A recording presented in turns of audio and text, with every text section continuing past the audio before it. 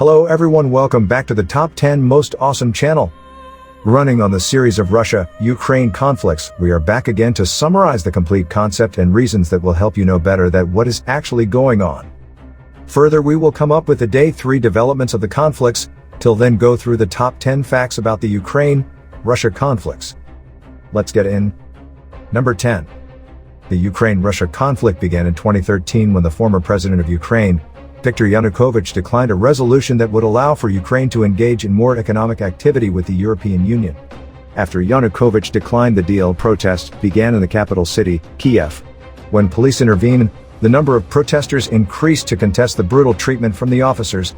Yanukovych fled the country in 2014 amid the turmoil, leaving Russia to occupy Ukraine soon after.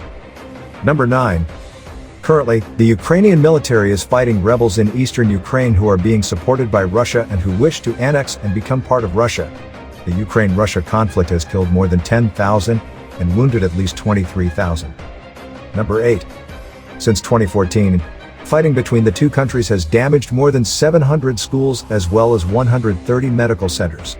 Breaches in ceasefires have endangered more than 200,000 children who are often put in harm's way and lack access to safe learning spaces. Number 7.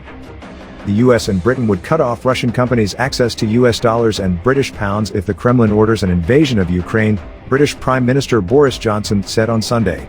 The United States and Britain have repeatedly cautioned that Russia is about to invade Ukraine, a step Washington and London say would trigger the biggest conflict since the end of World War II. Russia denies it plans to annex Ukraine. Number 6.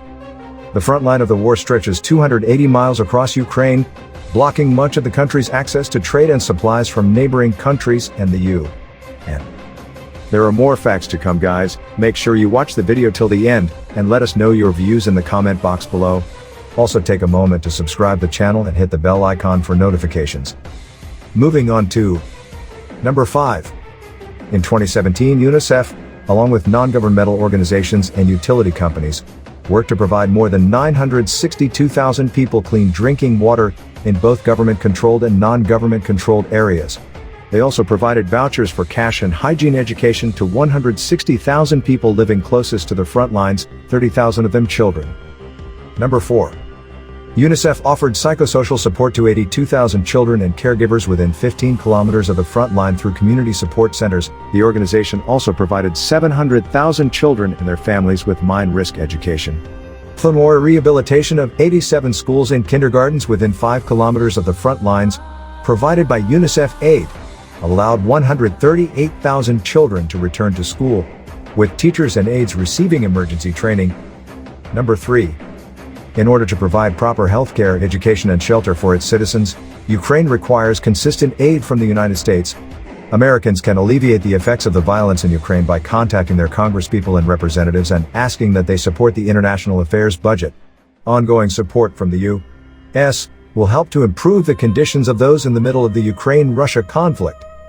Number 2. USAID supported elections in 600 communities throughout Ukraine, with many of these townships experiencing their first true election process. For 2018, Ukraine requires $23.6 million in aid in order to properly improve the country's predicament. The top 3 main areas of need are access to clean water, sanitation services and hygiene products, $13,619,000, child protection from violence, $3,200,000, education, $3,050,000. Number 1. French President Emmanuel Macron called Russian leader Vladimir Putin on Sunday about the situation in Ukraine in a last-ditch effort to avert a Russian invasion of Ukraine. Russia and Belarus are extending military drills that were due to end on Sunday, the Belarus defense minister said, in a step that further intensifies pressure on Ukraine as Western leaders warn an imminent Russian invasion. Although there is still a long way to go in ending the Ukraine-Russia conflict, some important steps have been made. The Ukraine government passed a healthcare reform law in October, which was signed by President Poroshenko, to improve the quality of care provided to its citizens and reduce corruption in the system. The work being done by UNICEF and USAID in Ukraine is helping to alleviate the damaging impact of the conflict. The next step will be working to end the Ukraine-Russia conflict once and for all. Hope you are getting a clear picture now. We're coming up with more videos on the Russia-Ukraine series. Till then, stay tuned and like plus share the video. Thanks for watching.